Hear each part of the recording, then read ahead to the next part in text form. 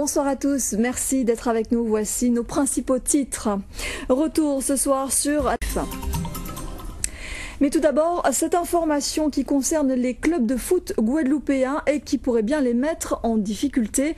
Ils risquent d'être privés de compétition s'ils ne s'acquittent pas la somme de 400 000 €, une dette due à la Ligue nationale de foot qu'ils doivent impérativement liquider au plus tard le 1er septembre prochain.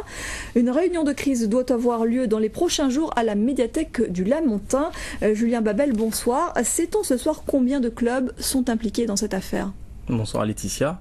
Eh bien, ce soir, on ne sait pas exactement combien de clubs sont impliqués. C'est une volonté. Comment les clubs ont-ils pu en arriver à une telle situation ? Beaucoup Julien Babel pour toutes ces explications. Merci. Pas d'accord entre les principaux partis de la gauche guadeloupéenne sur le ticket unique, à savoir 3 noms sur le même bulletin de vote aux prochaines élections sénatoriales. À l'issue de la grande réunion qui s'est tenue hier soir à Goyave, ils ont décidé de se revoir. Les ténors du socle de gauche ont mis plusieurs heures pour trouver un compromis. Le récit de cette soirée, Emmanuel Gombeau et Bruno Panciovillon.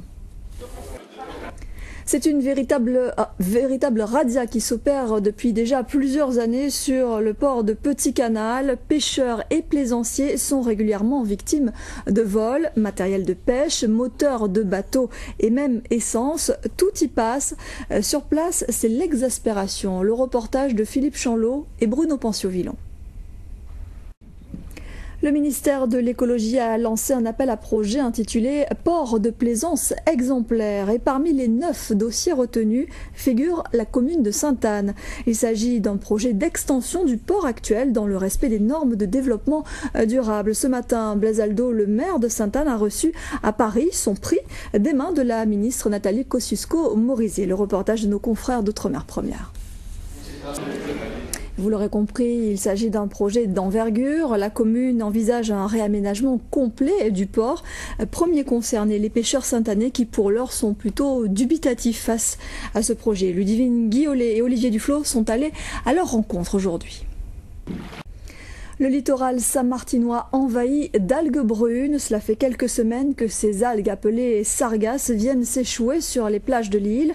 Devant l'ampleur du phénomène, la collectivité déjà mobilisée poursuit ses efforts pour nettoyer les lieux les plus fréquentés et invite la population à ne pas se rendre sur les plages touchées. Le point avec notre correspondant à Saint-Martin, Michael Bastide.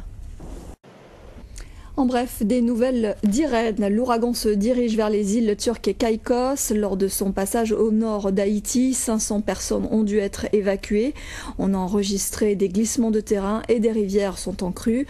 En République dominicaine, davantage concernée, on a déplacé 11 000 personnes. Dans le pays, on a relevé également des inondations et des rivières en crue. Irène a été rétrogradée en classe 1 et pourrait donc toucher bientôt les Bahamas puis Cuba. Un nouveau succès pour les services de la lutte anti-drogue. Moins de 3 mois après le démantèlement d'un réseau de trafiquants et la saisie de plus de 5 kilos de crack et de cocaïne, gendarmes, policiers et douaniers ont opéré un nouveau coup de filet. Le 12 août dernier, au petit matin, près de 250 kilos de stupéfiants ont été saisis à Gosier. Le récit d'Hervé Pédurand et Philippe Grenier.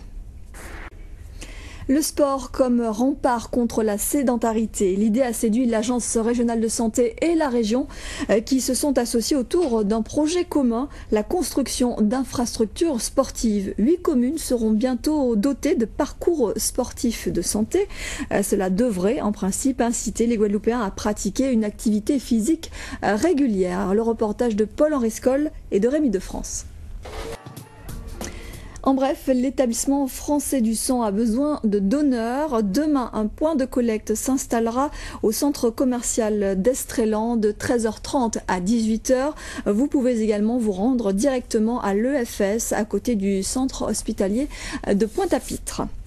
En Martinique, les pêcheurs se frottent les mains. En ce moment, les eaux regorgent de coulirous, des poissons très appréciés des consommateurs martiniquais. Des tonnes sont pêchées ces jours-ci. Alors, comment interpréter cette abondance soudaine? Élément de réponse avec nos confrères de Martinique Première.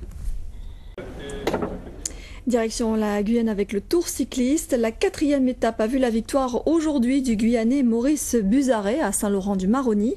Le Guadeloupéen Johan Ruffin a perdu son maillot jaune et le nouveau leader s'appelle Christophe Bétard. Le résumé de Corinne Bergeron, Yves Robin et Martial Grit.